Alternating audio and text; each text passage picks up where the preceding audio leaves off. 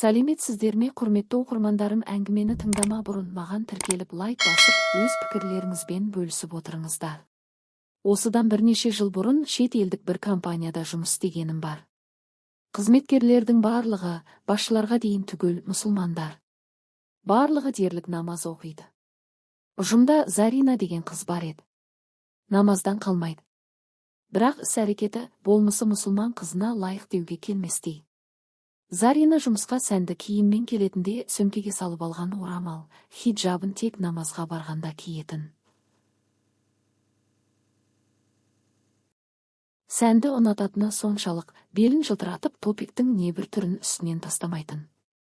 Кейде қызмет орнында 50-ден асқан еркектердің бар екенін ескерместен шортымен келетінін қайтерсіз. Белі балтыры ашық-шашық қызға басшылық үндемейтін. Өйткені басшымыз кеңпейіл адам еді. Намаз уақыты таяғанда Зарина үстіндегі лыпасын хиджабқа ауыстыратын. Күніне 2 құбылатын қызға бірдеңе деудің өзі қиын еді. Өйткені ол ескерту жасап, ақыл айтқан әріптесті жас демей, кәрі демей, бетінен алатын. Тым жас дейтіндей емес, 25-ке келген. Косметиканың түр-түрін еркін қолданатын. Мәселе бұнда да емес, оның дінді қалай түсінетінде болса керек. Қысқасы, оны таңертең көрген адам түстен кейін кездессе танымай қалатын. Зарина түске дейін мойын, бел санын жалтыратып жүрсе, түс ауа хиджабты мұсылман болғалы. Бірде шет елдік бастық одан қалам сұрады. Заринаның бастықтың қаламын оның өз қолына қайтарудың орнына анадайдан бетіне лақтырып жібермесі бар ма? Бастық төзімді еді. Неге үйтесің деген жоқ. Оның бұл әрекетінен кейін тіптен жиреніп кеттік.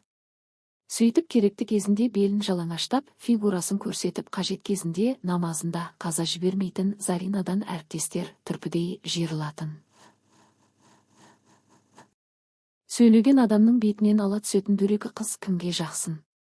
Өзі тағы қандай жігіттермен достасып жүргенінде көпшіліктен жасырмай әңгімелейтінін қайтерсіз. Заринаны жақсы көріп, үнемі қасынан табылатын Гүлфия деген қызметкер болды. Екеуінің мінезі ұқсас. 50-ді еңсерген ағайлар мен апайлар тіл қатса да, екі қыз тұрпайы жауап қатады. Өзіне қажет кезде ғана сыпайы.